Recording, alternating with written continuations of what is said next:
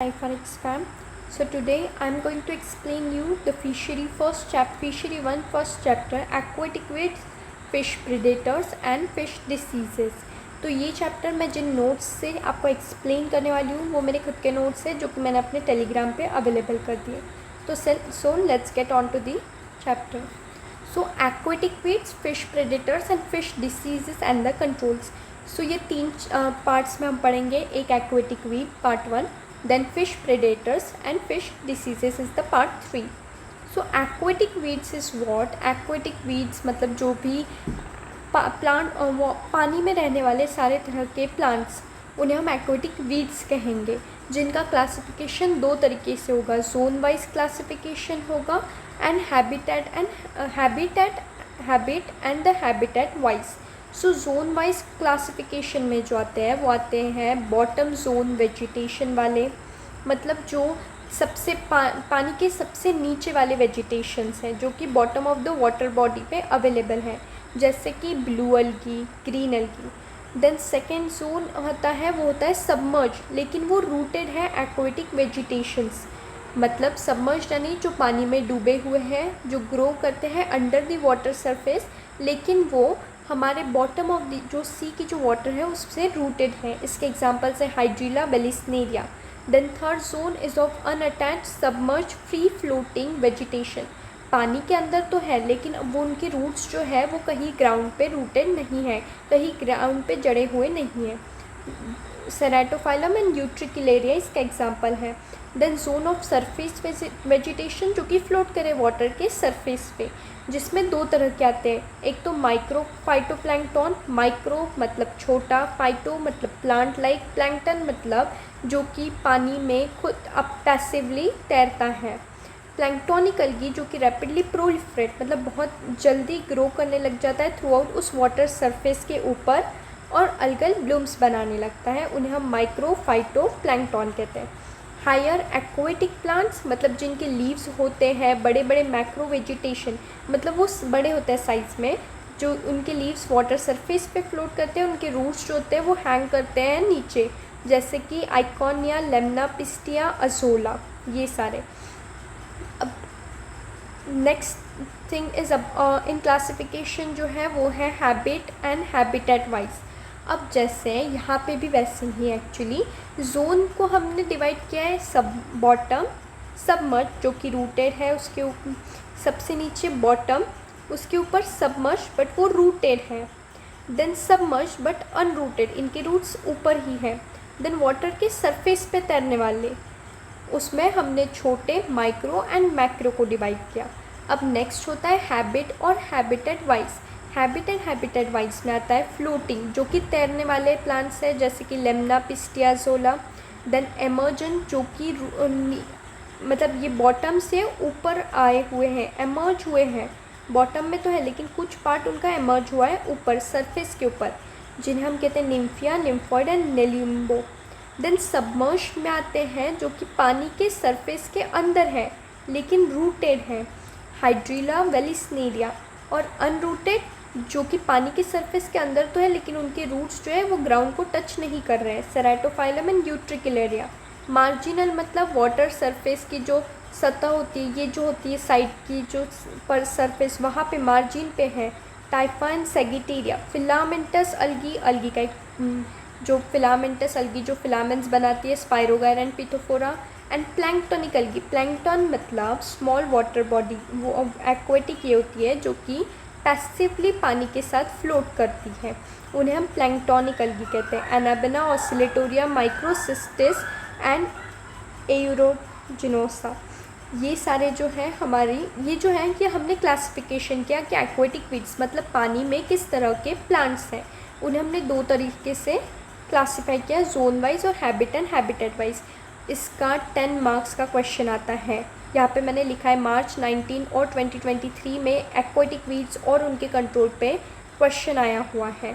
सो उसमें आपको पहले एक्वेटिक वीड्स की डेफिनेशन लिखनी होगी कि एक्वेटिक वीड्स क्या होते हैं. They are unwanted undesirable plants जो कि ग्रो एंड रिप्रोड्यूस करते हैं वाटर एंड मोर हार्मफुल होते हैं rather than beneficial to fish culture. क्यों, हम ये आगे पढ़ेंगे. उसका हम क्लासिफिकेशन करेंगे. क्लासिफिकेशन दो तरह से करेंगे. Zone wise and habitat wise. Zone wise में आप bottom zone, zone of submerge, rooted and unattached submerge और जोन ऑफ सरफेस वेजिटेशन, इतना याद रखना है।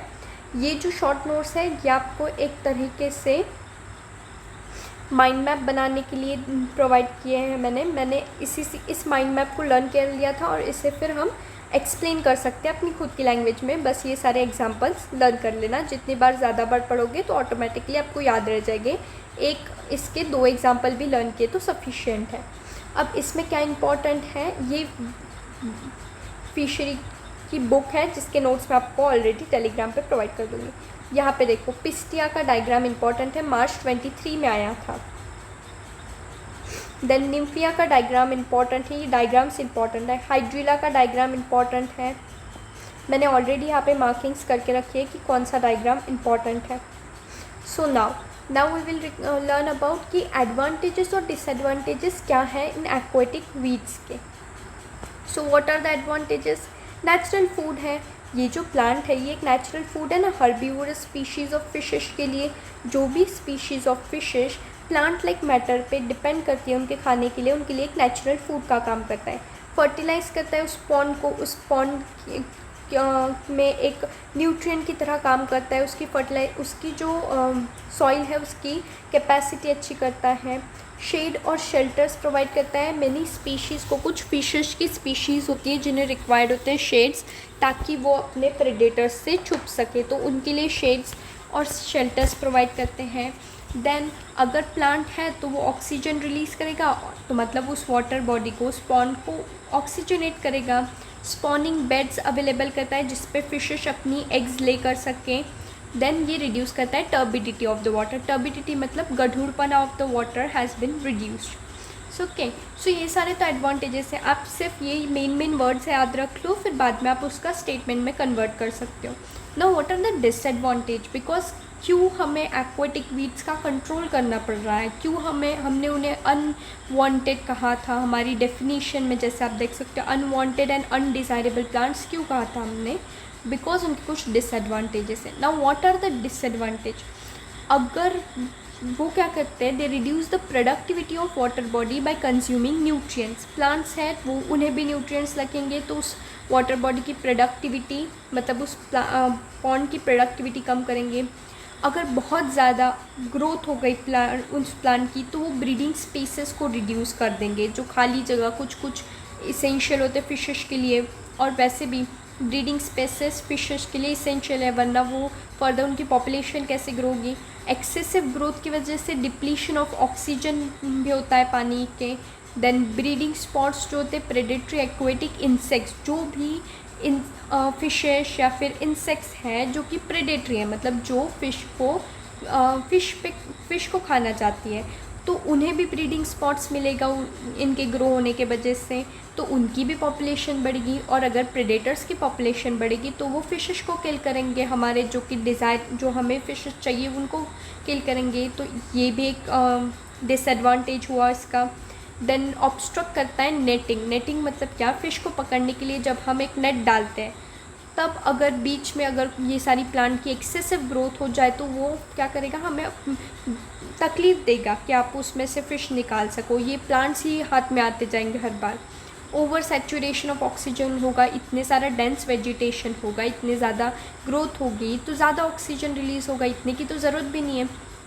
And due to the formation of complete screen, मतलब अगर पूरा का पूरा अलगी ग्रो हो गया और पूरा वाटर सरफेस को कवर कर लिया तो क्या होगा, लाइट पेनेट्रेट नहीं होगा। और अगर लाइट हमारे पॉन्ड के सरफेस के ऊपर से नीचे जाएगा ही नहीं, नीचे नहीं जाएगा तो प्रोडक्शन कैसे होगा फूड का?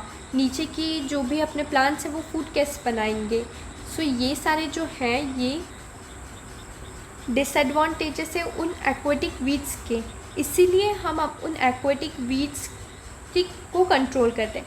अब ये फ़िश कल्टीवेशन में डिसएडवांटेजेस थे, फ़िश की प्रोडक्शन में भी डिसएडवांटेजेस हैं। जैसे वो अगर बहुत ज़्यादा प्लांट्स ग्रो हो गए तो वो रेस्ट्रिक्ट करेंगे उस फ़िश की मूवमेंट को, वो अफेक्ट करेंगे उसकी फीडिंग और ग्रोथ को। फिशेस अपने प्रेडेटर्स से बच नहीं पाएंगे, अगर वो कहीं भागना चाहते हैं वो अचानक से उनकी मूवमेंट रेस्ट्रिक्ट हो जाएगी, वो ट्रैप्ड हो जाएंगी फिलामेंटस अलगी में, डाई भी कर सकते हैं। ऐसी सारी चीज़ों की वजह से there are many disadvantages. So we need to control this aquatic weeds and to control the aquatic weeds हमारे पास 3 मेथड्स हैं एक्वेटिक वीड्स को कंट्रोल करने के लिए.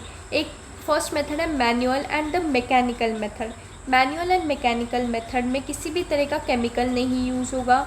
ये मैन्युअली मतलब खुद इंसान जाके हाथ से कचरा साफ़ करेंगे या फिर मैकेनिकली कुछ समझ लो हमने कुछ चेनिंग करा ली, कुछ एक इंस्ट्रूमेंट यूज़ करा लिया, ट्रैक्टर कुछ भी चला दिया, वैसे मैकेनिकल मेथड.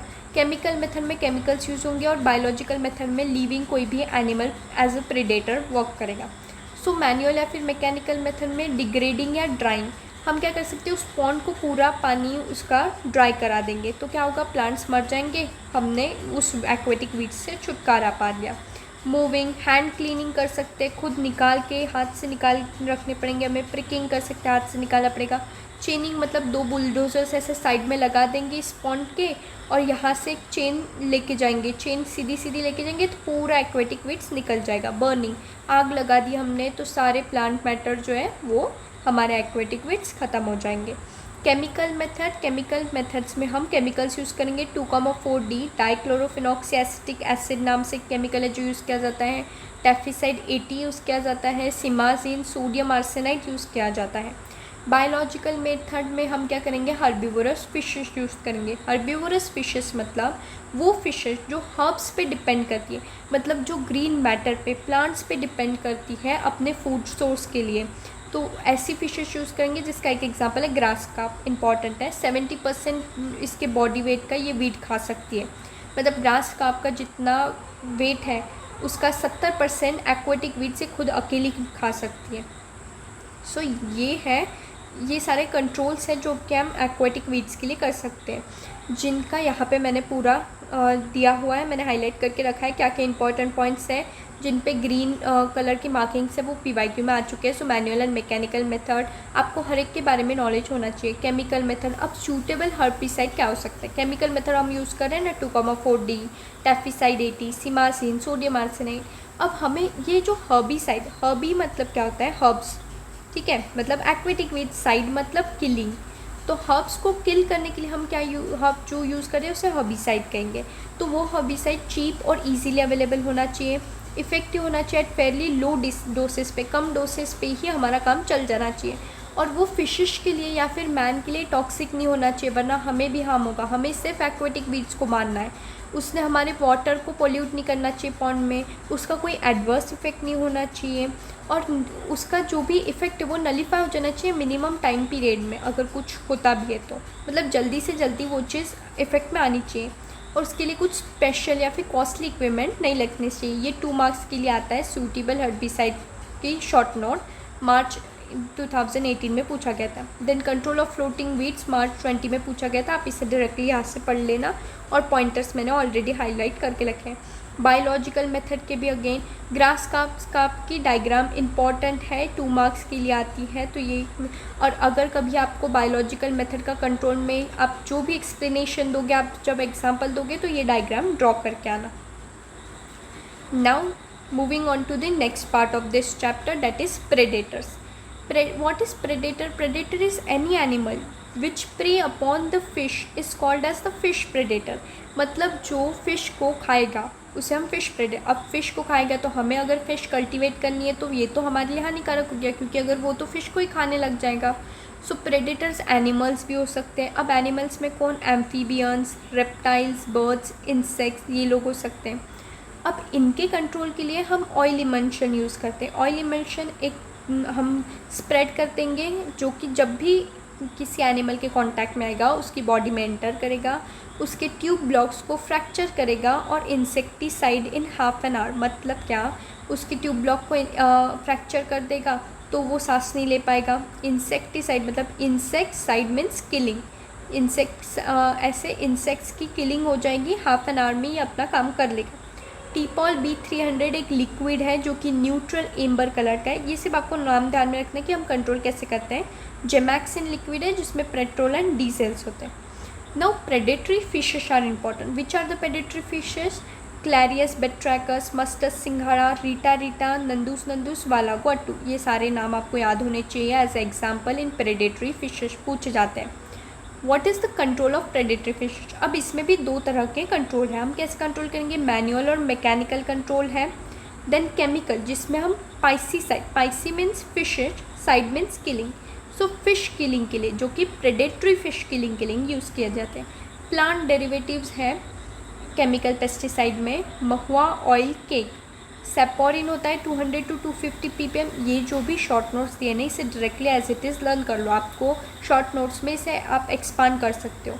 अब महुआ ऑयल केक क्या करता है, हीमोलिसिस ऑफ आरबीसी, आरबीसी की हीमोलाइसिस, हीमोलाइसिस मतलब break down of that RBC करता है।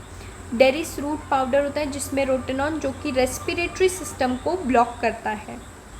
देन क्लोरीनेटेड हाइड्रोकार्बन्स कौन से हैं, एल्ड्रीन, डाइल्ड्रीन, एंड्रीन, टैफिड्रीन 20, और इन्हें किस परसेंटेज में यूज़ किया जाता है वो भी यहाँ पे दिया हुआ है। ऑर्गेनोफॉस्फेट में एग्जांपल है DDVP, that is dichloro dimethyl vinyl phosphate, Nuvan 100-200 to emulsified. Now these are explain here how to write it. So this will, हमने यहाँ पे देखा कि फ़िश प्रेडेटर की एग्जाम पूरी डेफिनेशन लिखना। फिश प्रेडेटर्स कौन से हो सकते हैं, पाइसीज मतलब फिशेस हो सकती है, या फिर एक्वेटिक इंसेक्ट्स हो सकते हैं। देन उनके predatory and with fishes and there, तो fishes which are piscivorous in habitat, मतलब जो फिशेस को ही खाती है बट इम्पॉर्टेंट, इकोनॉमिकली इंपॉर्टेंट होती है, उन्हें हम प्रेडेटरी फिश कहते हैं। उनके एग्जाम्पल लिख देना, क्लैरियस, मस्टस, रीटा, नंदूस वाला गट्टू। देन यहाँ पे डायग्राम की ज़रूरत नहीं है।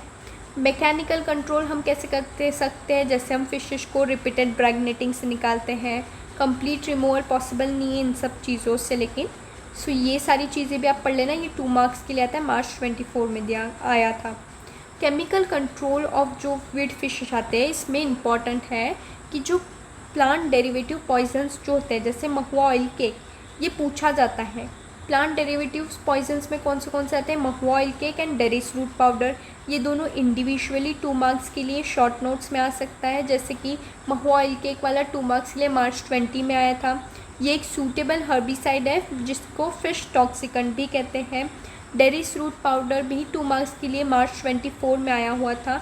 ये बहुत इंपॉर्टेंट है ये शॉर्ट नोट्स, तो इसके पॉइंटर्स प्रिपेयर करके रखना। रीड करने से हो जाएगा, एज सच ऐसा कुछ डिफ़िकल्ट नहीं है। मैं आपको ओवरऑल आइडिया दे रही हूँ कि क्या होता है, तो कि mahua cake basically blood streams of fish में एंटर करता है एंड देन आरबीसीज़ को ख़त्म करता है, जो कि हमने यहीं पे लिखा था, हीमोलिसिस ऑफ आरबीसीज़। ये सारी चीज़ें इंपॉर्टेंट है। रेट्स वगैरह ज़्यादा ध्यान में नहीं रखी तो चलेगा, बट आपको ऐसी चीज़ें पता होनी चाहिए कि ये सूटेबल हर्बिसाइड है, ये एक फ़िश टॉक्सिकेंट भी है, उनके अदर वर्ड्स में नेम।